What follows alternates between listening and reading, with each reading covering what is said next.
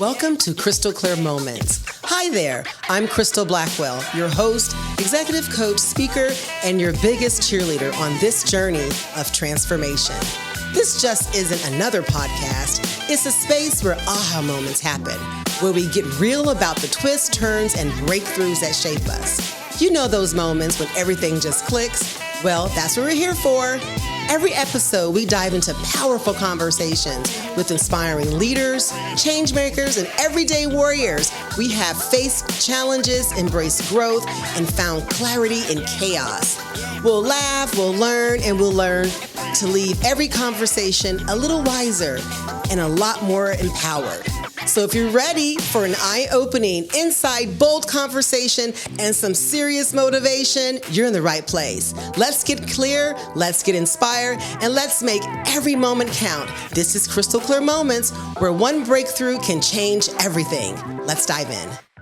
Welcome back to Crystal Clear Moments podcast. I am so excited to be back again. Hey, before I introduce my guest, I just want to remind everyone that I'm on YouTube. Nice. So all you need to do is go on the search bar and put in Crystal Clear Moments, and you get all of my podcasts and video too. So please tap into that, subscribe, and follow. Thanks a lot. Okay, so now let's talk about our guest. So before I introduce him, I will have to say, he was introduced to me, via email. That's what we do now, by a really just a beautiful person, inside and out, a trusted person, a spirit that I just love to be around. So I immediately was like, I need to meet this gentleman. So we scheduled a Zoom, and after like 10 minutes, we both could not shut up. I think he's the kind of person that we have so much in common. And when you connect on a values level and you have passion about the same things and you are finally like with your tribe, all you do is just glow and talk and share. And we just and we both had commitments after our call. And I think we both ran over our time, but I think the two of us, we just connected. Yeah. And so I'm looking forward to introducing John Diggs to my family, the Crystal Clear Moments family. Let me tell you about John. We're going to dig into his world because I think he's fascinating on a personal level and some of the things he's doing in the world. Definitely a world changer, global changer, and doing some things in a real way and not making something so difficult, like solving real world issues with simple, solutions. I'm all about that. Just keep it simple, right? Keep it simple. So John Diggs, like most people, have experienced many ups and downs in his life. But as a boy living with his mother, he was determined to live life. I know that's right. Yes. After being forced to give up his successful career as a pro football player due to reconstructive knee surgery, he went on to become a successful businessman. Then after a market downturn and the mortgage meltdown, he lost everything he had, including his business, his home, his car, and his family. 10 years ago, John turned his life around and is now a certified life coach, certified NLP practitioner, and a mind mapping mentor. We're going to talk about this mind mapping stuff because that really was what changed your life. It did. And we're going to dig into that. Yes, indeed. He now raises his two daughters, so he's a girl dad, Yes, indeed. I've always said, even though it's three girls in my family and a boy, I've always said my dad was a girl dad. It's something about girl dads. Girl dad. He loves salsa dancing around the world. I can actually see that. I can see the wiggle, right? Get the shimmy going. They got to get the shimmy. I love salsa. You know what? That spin move is, you got to get that. You got to perfect that spin, that step turn. You got to get that one. And he lives in Val Vista Lakes, Arizona. So welcome, John, to Crystal Clear Moments, my podcast. Thank you for accepting to be a guest. Thank you for having me. It's so good to be here. And I appreciate that introduction. That was a nice little synopsis of my whole journey. Well, that's who you are, brother. That's who you are. I'm just sharing your story. I appreciate it. For others to hear about. Thanks for having me. This is cool. Yeah, this is very cool. Thanks for accepting. So you ready to dig in? I'm sure ready to dig in, pun intended. There we go. Right. So we're going to start off with your early life, your inspiration, what framed you as who you are. So Reflecting on your childhood with your mother, can you share a defining crystal clear moment that instilled your determination to live life, just to love life? To love life. Defining moment. Yeah. That happened early in my life with my mom was a part of a big family, 5 brothers, 2 sisters. It was one of the largest musical bands in Southern California. Actually was the band for Barry White for many years when I was young. So that's the maestro. My mom used to travel and be gone like 8, 9 months out of the year when I was like 3, 4, 5, 6, 7 years old. So that, as I look back at it, I wasn't thinking about it then. That's huge. But that gave me a sense of, I guess, connection to myself to a certain extent. And I made it mean that, not that my mom didn't love me, but I needed to cherish the times I was going to see her and be present in the times that I was going to see her, because I didn't know when she was going to leave again on tour. So I can see that pattern throughout my life, and how I'd really try to be in the moment and mindful when I'm with people, not knowing, if I'm going to see them again, kind of deal, or and when will I see them get that again? from you. I really get that energy from you right now. So that was and I realized later that, to be mindful, to be present is really the best and maybe the only way to truly love life, is to be in the moment, to be present versus stressing on the past or scared of the future. My mom helped me get that with that experience of the importance of being in the moment and being connected to people in the moment. So that would be my answer to that. That's actually fascinating. And I'll tell you why, because, as a child, we really just hadn't started really saying things about being intentional or being present. To 21st century, it's become more of a term. But, we're growing up in 20th century. No one was telling you to be present. No. If anything, they was like, get out the room, mind your own business. Yeah, I got stuff to do. Right, absolutely. So for you to be able to know that being present was important. Very. And not really judging your mom for not being there, just saying, understanding I think that was mature, and especially in the emotional intelligence space, when again, I wasn't consciously doing this, but as an adult looking at my life in retrospect and seeing the patterns of relationships, friendships, that I've had since, I can really authentically say that was one of my character traits of just why people really connected with me, because I was always like cherishing the time we spent, and it came from those early years of cherishing those brief moments. My mom would be home for 2 months and they were gone again, for 8 months. And it's funny because I just flashed in my mind when I was a kid, I know we would go to the airport, me and my cousins, seeing our moms and uncles and stuff go, that they were going to an airplane, going on an airplane. So as a kid, I remember every airplane that would fly over, I would wave at my mom. Oh, that's cute. Yes, that's really cute. To, again, just miss her, but yet be realizing that I couldn't wait to see her so we can fully just connect. Yes, I want to hang here for a minute, because some of our crystal clear moments, family listeners may not understand like who Barry White is. So I want to give that some context, because first of all, did your parents play instruments or were they singers? My mom, they were singers. My mom, my aunt Carol, my aunt Becky were all singers, and all of my 5 uncles played all of the different instruments. Right. He was a perfectionist. I mean, he was a trained musician, just so. Yeah. And I just know that, just knowing, I didn't know your family was part, but just knowing Barry White's history, that, he was a true musician. He was. His nickname was the Maestro it was there for a reason. Yeah. And that well respected in terms of his arts and what he brought to, the community. But more than just an entertainer, like he was a true artist and trained, and had an orchestra. Yeah. And he calls it an orchestra back in times when He was. blacks, we didn't have orchestras. No. He had an actual orchestra. So that speaks to, tells me that you had a glimpse of excellence.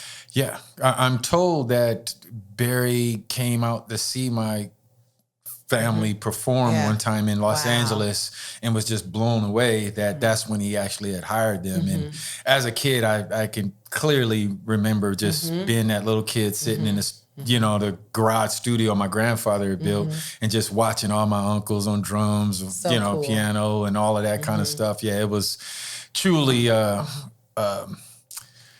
a magical moment that I didn't realize at the time. Yeah, right. But now that I'm older, I'm like, God, that was kind of cool to just, 6, 7 years old, go walk in the garage and see all my family, jamming out. That was right. cool. Yeah, especially, super cool. And that was all about Southern California because I think when you and I talked, I shared that I spent my summers in Southern California. Yep. I'm originally from Indianapolis and my older sisters, listen to Barry White. So, and it was a culture. Yeah, I can't go as low as Barry, but he was go that deep. Right on. Right. That was part of the culture of Southern California at that time. Yep. And that was a good time. Late 70s. Late 70s. Yeah, that was a really good time. So, good time. So you come from a musician kind of a background as a family. So how did you find yourself in sports?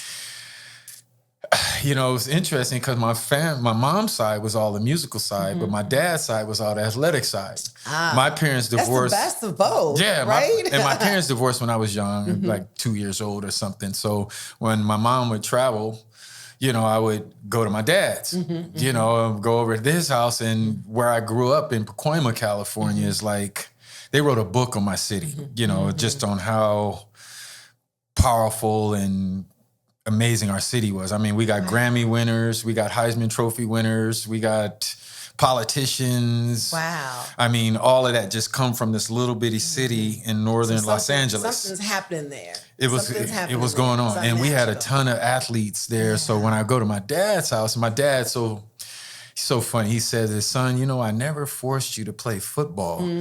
I just made sure I was throwing one at you every time I saw you. So he'll eventually learn how to catch it. Yeah.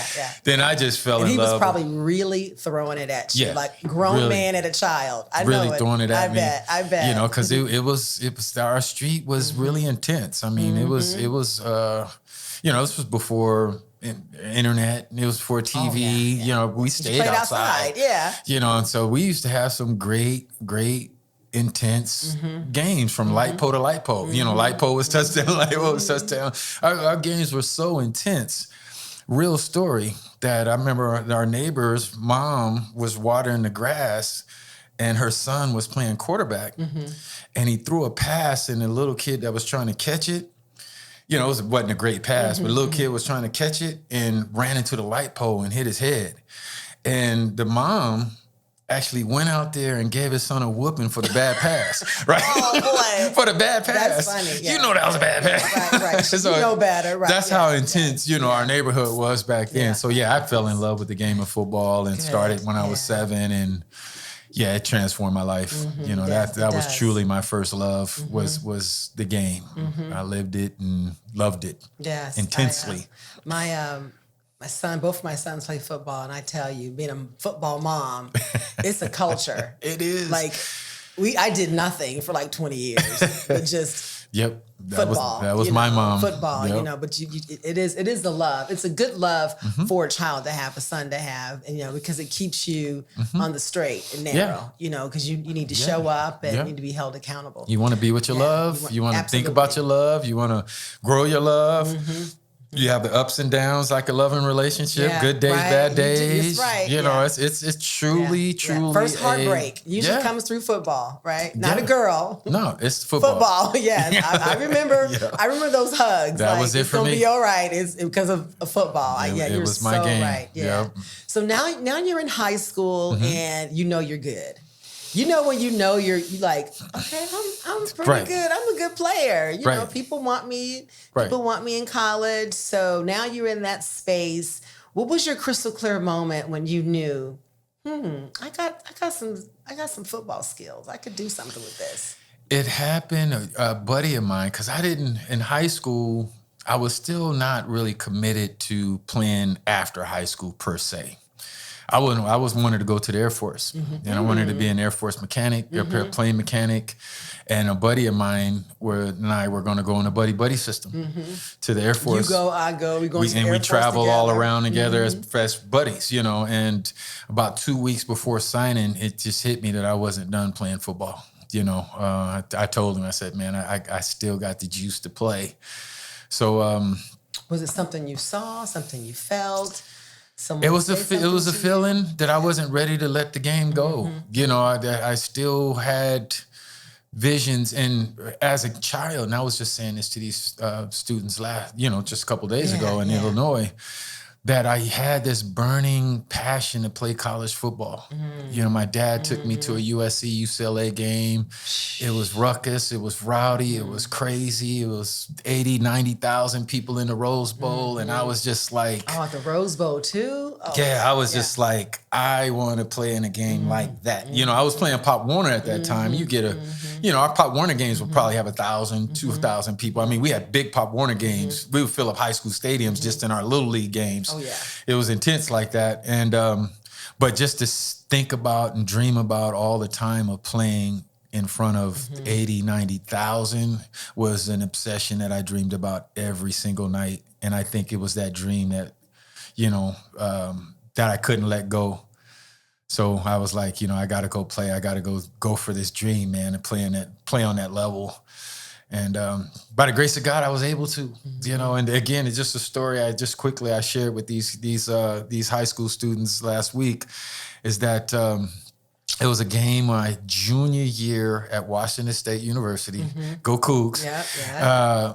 And we were in the tunnel, and I'm pumped. Getting hyped. Yeah, I'm starting free safety. It was a game on TV. My dad's in the stands. I'm ready to, it was on ESPN, and I'm ready to ball out. And as we started running out onto the field, the band started playing, crowd started roaring, and I looked around and it hit me. This was the dream. This was it. And I started crying. I stopped running, and I was just boo-hoo. In my football uniform. Yes, because you know what? Football players cry. And y'all got ugly cries. Football players will cry about football, nothing else.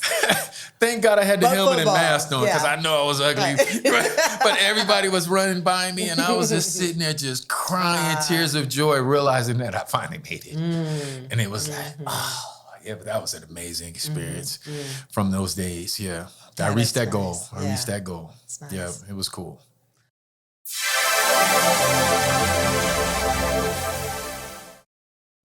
So I don't know if I shared with you when we first met, but my husband and I's very best friend played in the league free safety. Okay, nice. Yeah, so y'all crazy. Not as crazy as linebackers. Yeah, right. But we're crazy. It's a different kind of crazy, different kind. You got to almost know a person. Yeah. Because y'all like hitting people. And that's fun. Yeah. And I don't think that people realize the force. Yeah. And the power, As a free safety, you're so far away from the action that you get some running speed to hit people too. So that's why I'm like, So I just wanted to pick with you on that. Yeah, we a little screw loose a little bit. Yeah, and y'all like that. Yeah, I do. Y'all like that stuff. Definitely. That adrenaline that comes with it. Yeah, So that's cool. So now you're at Washington State, and now okay, I might want to make this a career. The NFL maybe someplace. So when was your crystal clear moment that this may be my next move? Was it? Honestly, after playing college, I always dreamed of playing college. I never really dreamed about playing in the NFL or playing pros. I just didn't. I don't know why, but that's the truth. I never. So once I got to college, I was kind of like, I achieved my goal, and then when I looked at playing in the pros, it was kind of like, well, it's just a natural progression, to play. I might as well go ahead and do it. But I didn't have that same zeal, zest, passion, and excitement like I did in college, because I reached that goal, kind of deal. So I played in the NFL, and I think it probably, I'm sure it showed in my performance, because I was going through the motions. It wasn't fun anymore, you know, because business. in college you go to practice, in pros you go to work. Oh yeah. You know, and all of the politics and Real all work. of the stuff that was going on, I was like, you know what, you know, I'm cool. Even though I did 5, I was like just going through the motions, kind of like, you know. So, as a matter of fact, I was so in.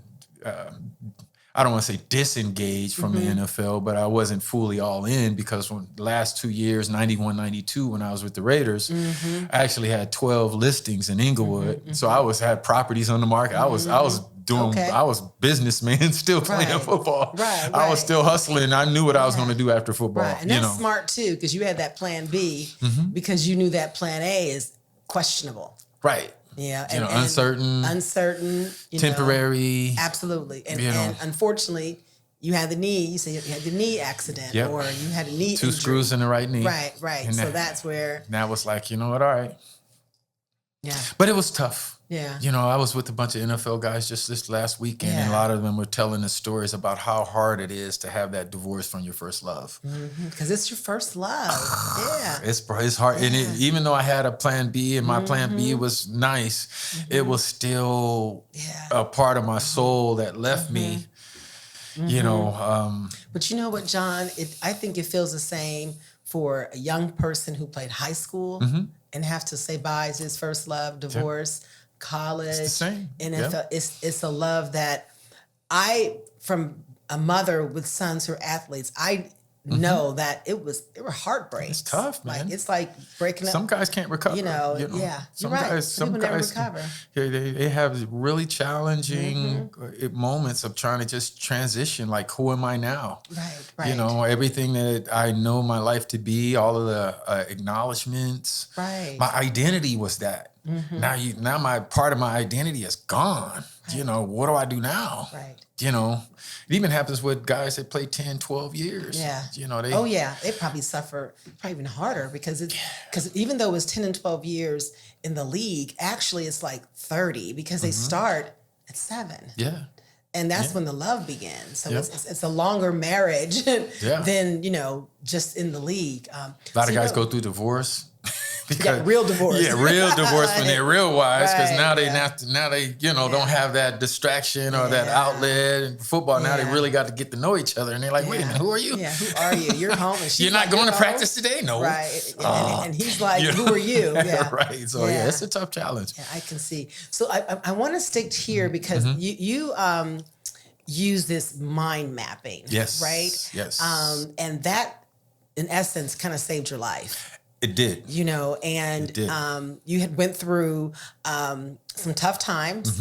You know, like you were flourishing, like you said, you had listings, and you know, you were doing really well in the mortgage space. I mean, you were flourishing. Yeah. And then the bottoms dropped out from all of us, and during was it 2008, 2009? The mortgage meltdown was in March of 2007. Okay, you know it. You know, you probably know the actual date. The world didn't experience what was happening until 2008.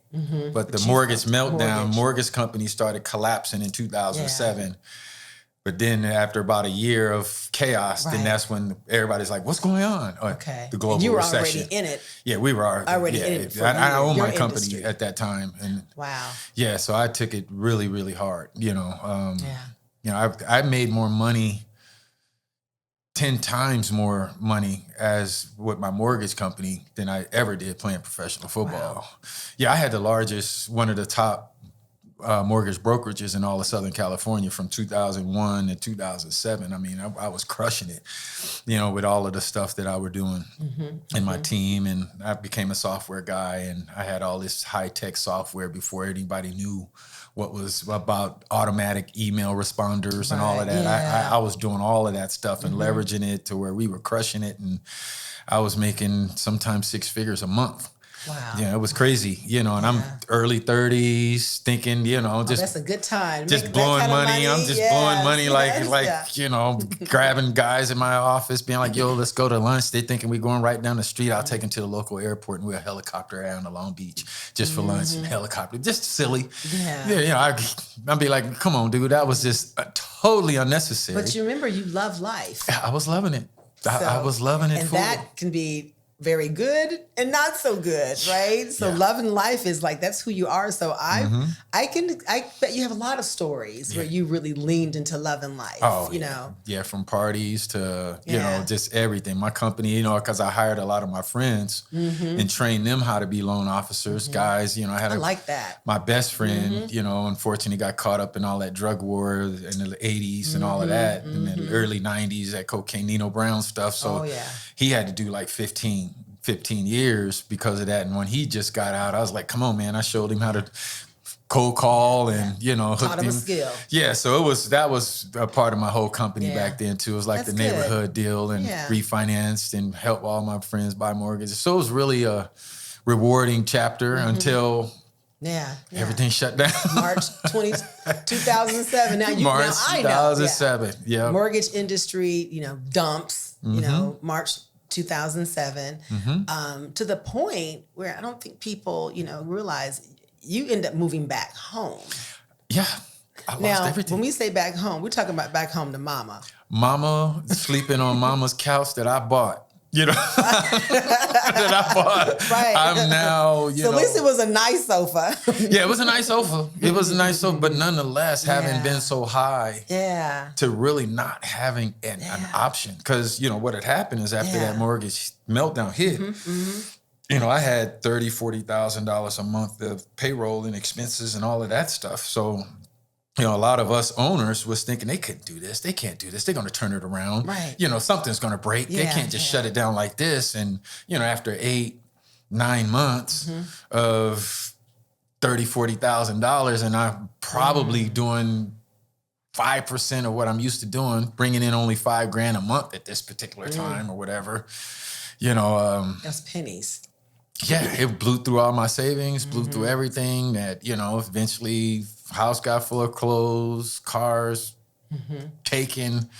Me and my wife was, you know, at the time was having some, you know, natural issues anyway. Even when I had money, we were kind of having some challenges. Express lane right on. She essentially was like, you know, deuces and took my 3 girls and moved to Arizona. Right. Wow. You know, so I was just like really jaded, threshold, rock bottom.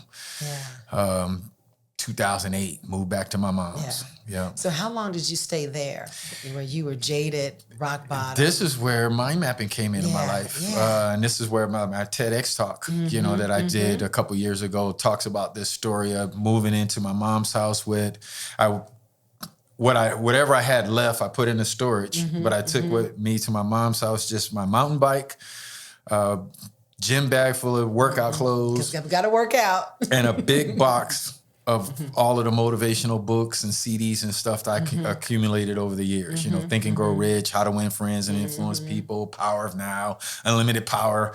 You know, all of the big books that anybody can think of, I read because I was always into self-development stuff back in those days. But then when I started going through that box, there was this book called The Mind Map book by Tony Buzan, and I didn't remember ever buying it, but it just resonated with me at this time. So I read it and decided to mind map all of the contents of that box. And that's how mind mapping came into my life and enabled me, long story short, to just, from moving into my mom's house, 8 months later, I landed like almost a $200,000 job. You know, so it was only 8 months at my mom's house before I just totally transformed back to get my life back on track. And I know absolutely clear that it was because of what mind mapping enabled me and empowered me to transform faster, because of the clarity it gave me, the structure it gave me, the game plan it gave me, all of the things that it did in my story allowed me to really just shift myself quickly to get back to intentionally living how I want to live versus wallowing in those circumstances, you know, which has been my motivation to help other people, you know, because anybody going through it, let me share you my story and let me show you how I did it kind of deal. Yeah.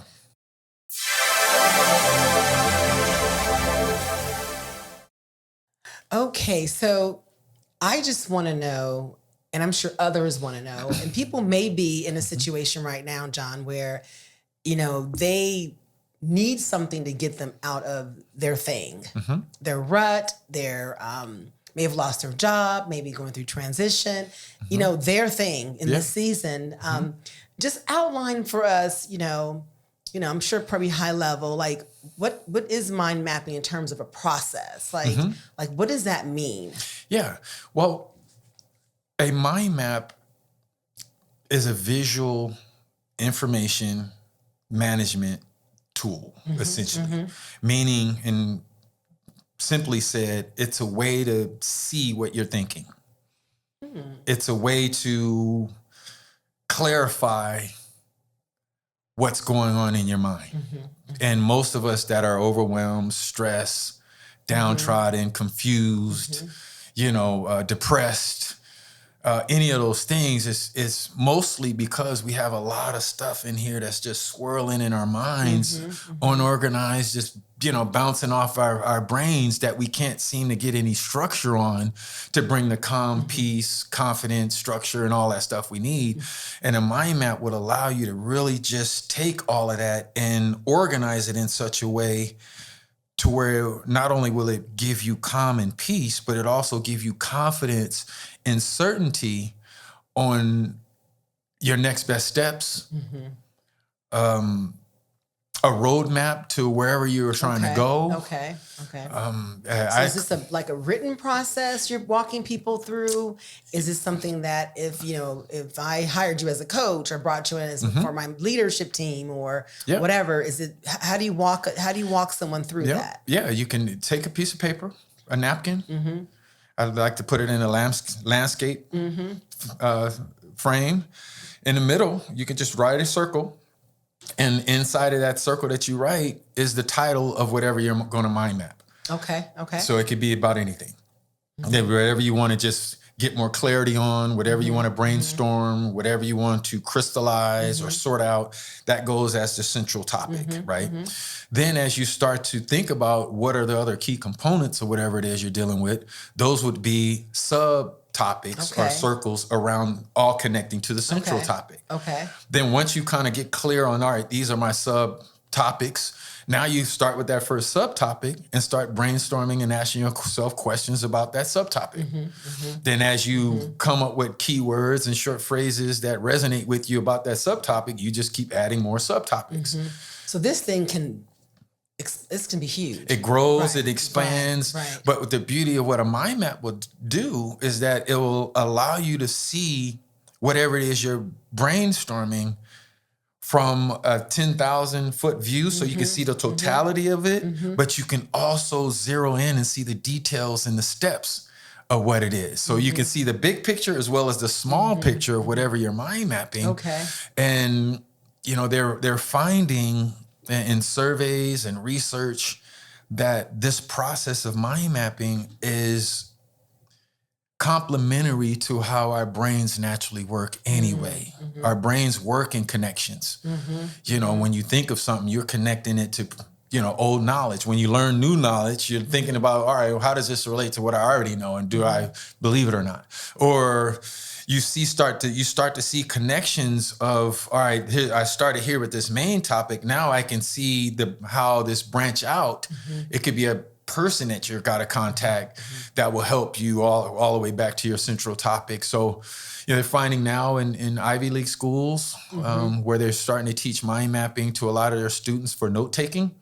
So I can easily see that. If I'm in a class, I'm right in the middle. What is the lecture about? And they're just putting keywords and sections here. They're finding improved test scores because students are now able to close their eyes and they can visualize where they put it on their map a lot easier than that bullet point note-taking stuff that we used to do. Yeah. What is it? 1A, 1, 2, 3, 1, 2, A, B, C. And that whole and they're probably writing breakdown, outline. Full sentences that are not legible, that they're going to be hard to reference. So when you just put these keywords down, even for like book projects, you could put the title of the book in the center. Each one of those subtopics are chapters of the book. Now as you're reading the book, they call this active learning. You're more engaged with the material because when a person is reading a book, and that's what I did when I started mind mapping those contents of the book. I started. What was your circle? It would be the title. Like for Tony Robbins, it'd be Unlimited Power, right in the center by Tony Robbins. So what was your circle when you mind mapped? Do you remember your circle when you mind mapped when you were living at home with mom? Right. Yeah. Well, that came on the sofa. Well, the story happened where once I did all of the books, I spent 3 months. And those 8 months at my mom's house, the first 3 to 4 months was just mind mapping every day, all day, the contents of all of those books. And the second 3 to 4 months was all mind mapping about getting clear on who I am and what I wanted out of my life, right? So out of the first 3 to 4 months, I had these poster boards all over my mom's house, and she was freaking out on that, like, what are all these boards and all of this kind of stuff? And by the way of mind mapping, this contest, I started to see connections of what Wayne Dyer was saying that was similar to Eckhart Tolle. What Eckhart Tolle, how that was similar to what Jesus was saying. I mean, all of these things started connecting. And then I came away with 2 very profound understandings after that exercise, right? The first was life is meant to be loved. Period. I agree. Whole stop. I'm with you. That's all of them were all talking about really the importance of loving this experience of life. They all had their own philosophies, systems, thought process, and things of that nature. But that was the gist of what they were saying. That mind mapping helped me get really clear. That is what they're all saying. I got to love my life. And didn't it tie back to the way you felt as a child? Yep. Did that feel like a full circle moment for you? It did. Did it feel like a confirmation? Like, this means something. Like, I need to do something with this. Right. It helped me reconnect to what I knew already as a child. That despite my current circumstances, broke as a joke, no car, nothing at my mom's house, life is meant to be loved. And the second point that I got out of that it's up to me to determine what love and life means and to work towards that. Because that's the work. Yeah.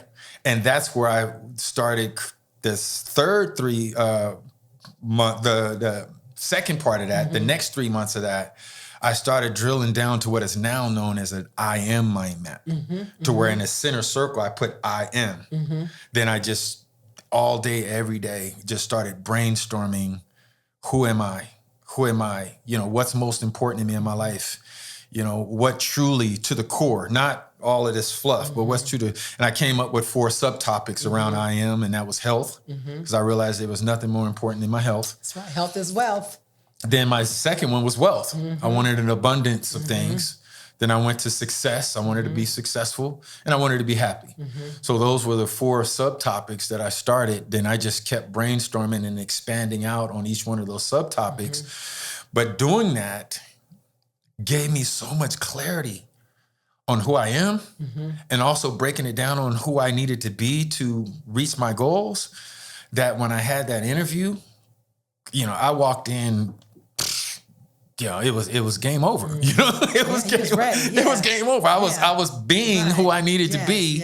That they had to hire me and pay me the money I requested. Right. It kind of deal with no blink of an eye. When the guy asked me how much he was going to take for them to hire me, I confidently leaned into him and said, I deserve this. When you know your purpose and you understand your values, it's easy to ask for your worth. Yep. When you know your identity and your purpose, work. Just getting clear on who are you. Get real clear. And John, that takes time for some folks to get there. It takes time. Do you think that you go through this process maybe once in a life, or do you think you may go through this process a couple times or several times? Great question. That was the beginning of my I am mind map. This was 2009. Okay.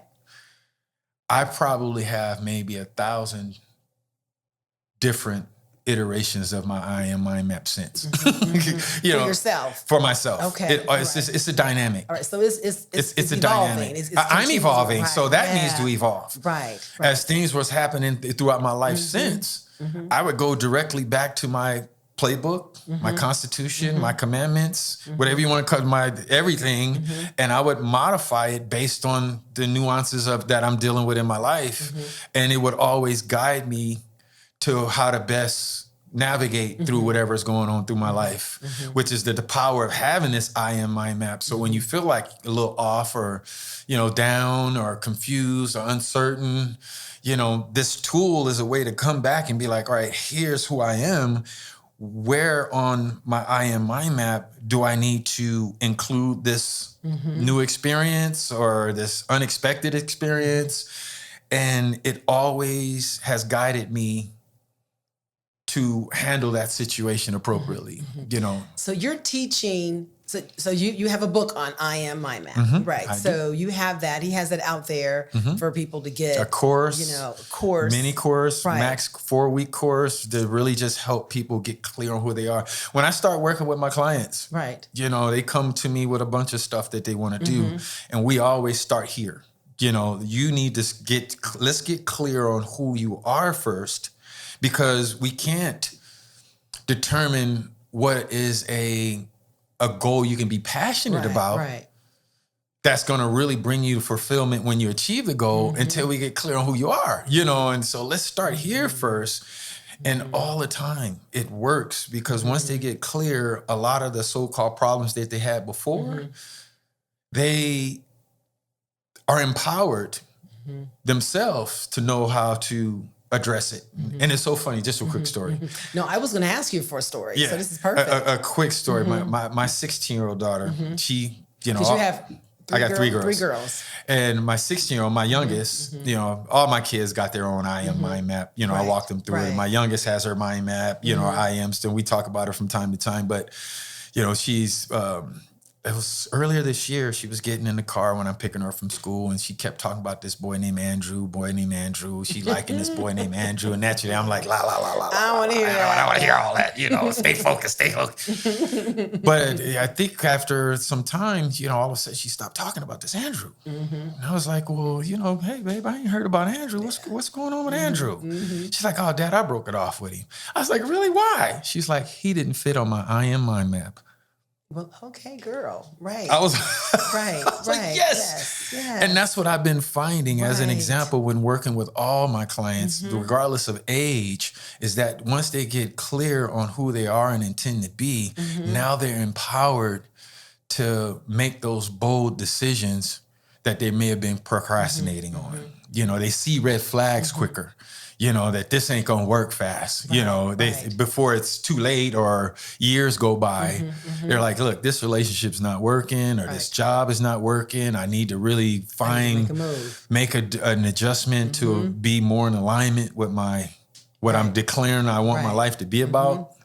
And it's something about this visual, being a visual tool. We're in a visual society now.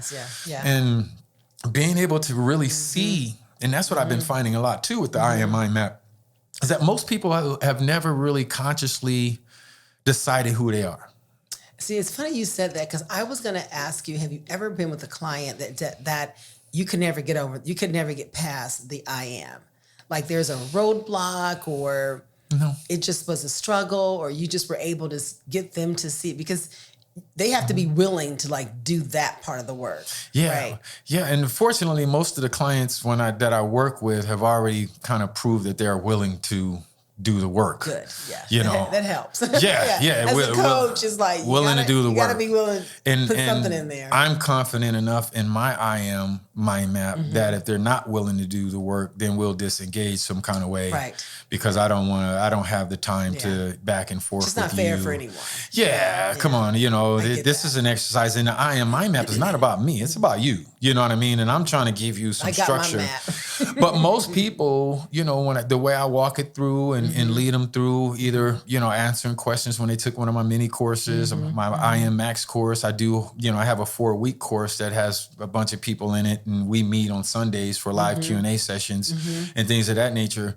It's illuminating, for them. Because like I said, most people never consciously decided who they are, or most people identify themselves as their title. Who are you?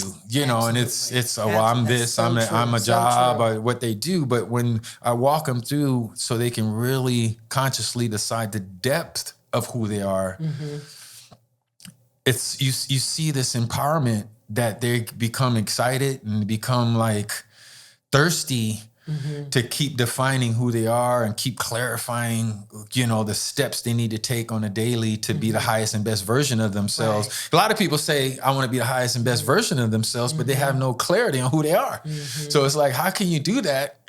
Right. And actually that I am piece is that first step in emotional intelligence when you're just really doing self-reflection, like actualizing, like who am I? Who are you? Who am I? Because you really can't go into any other lane. You can't be empathetic. You can't do any of the things that's required of us. Yeah. And as a person who wants to be high emotional intelligent until we do the work on ourselves. Gotta do the work on yourself. Gotta do the work on yourself. Good. Gotta do it. And it can be fun. It doesn't have to be dark. Again, that's another point that I've been using a lot for mind mapping is people that's having some challenges letting go of things in the past.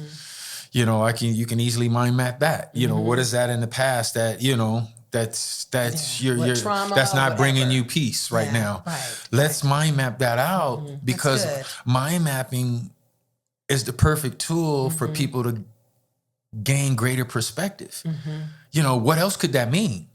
What else was that happening? Or was it really the way you thought it was? Right. And mind mapping will allow you to at least explore different Flush it out, options. it feels like. So when you go through this and see different options, now you're not holding on to it so tightly that this person wronged me or this did this, and now it's ruining my present and my future. Now a person like, wait a minute, there are other ways I can view this. I can let this go, kind of deal. And that's another beauty of just a way a person can use a mind map is to really complete the past, release it. I like that. Because there's a lot of that still going on. I mean, most people have some things they need to clean up before Guilt, they regret. can get to that. Who am I? Yeah, guilt, regret, all that stuff. Shame is a big part of it. A lot of different things.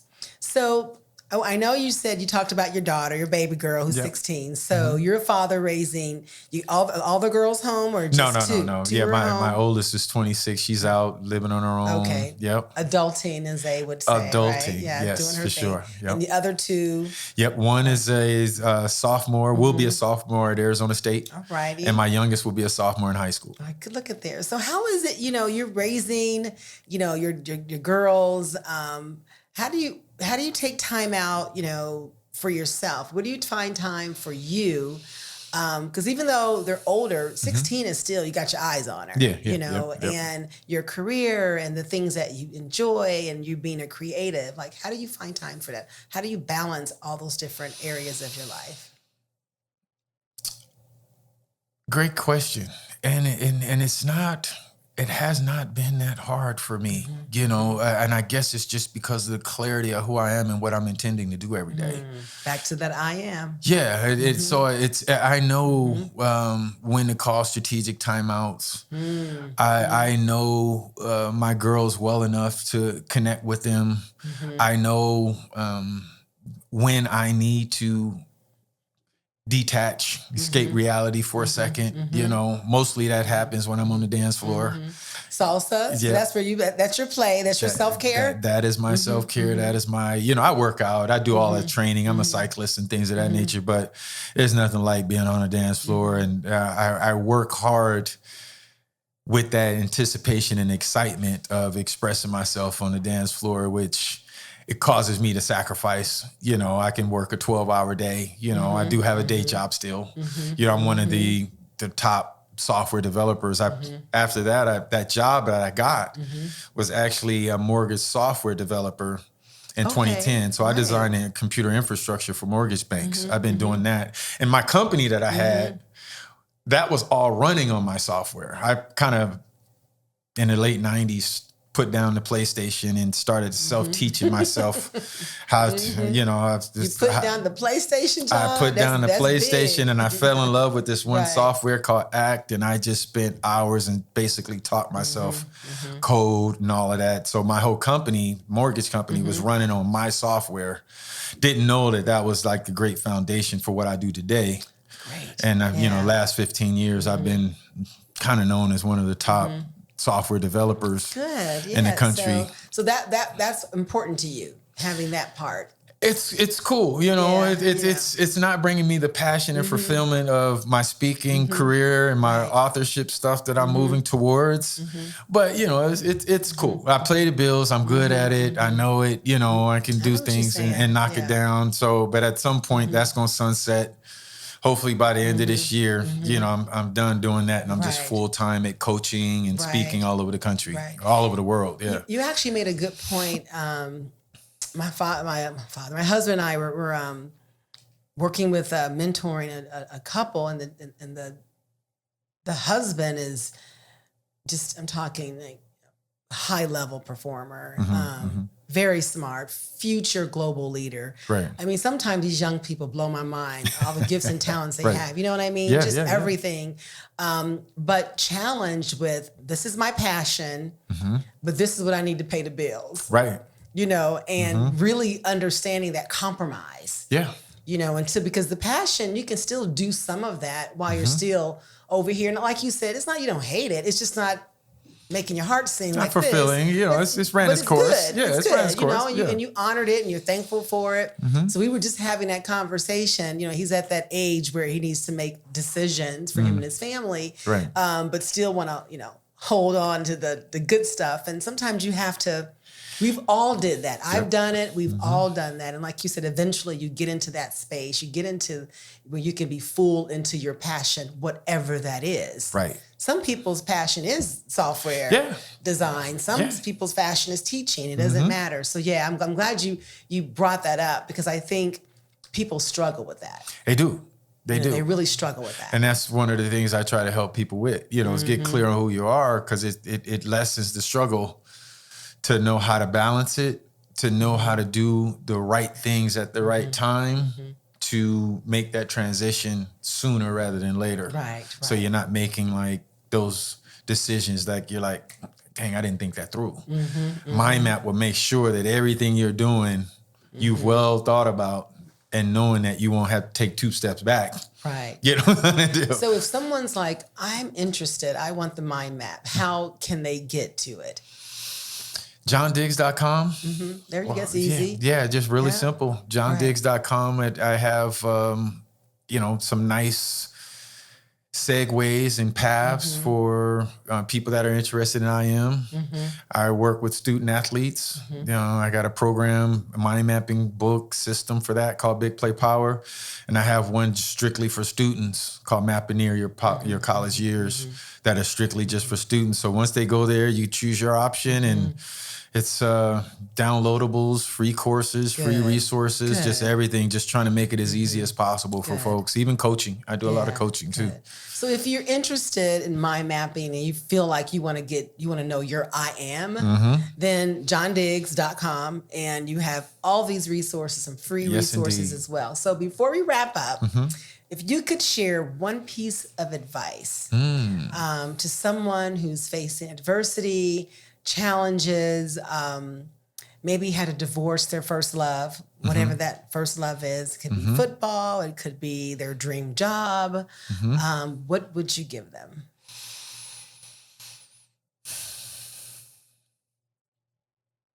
I would say change is constant. Nothing is permanent. Your situation can change.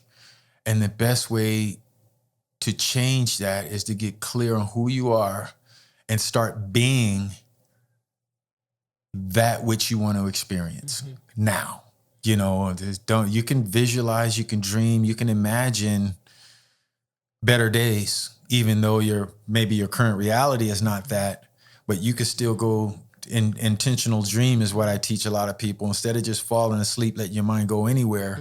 You should start intentionally dreaming, going to sleep, thinking about already experiencing your goal and dream, whether that's a new partner, whether that's losing weight, whether that's being a first round draft pick, whatever that is, you go to bed with that in mind, having already fulfilled that vision that you have. Do that consistently over and over and over again. And the way the universe works, I'm personal testimony, and there's so many people that will also testify.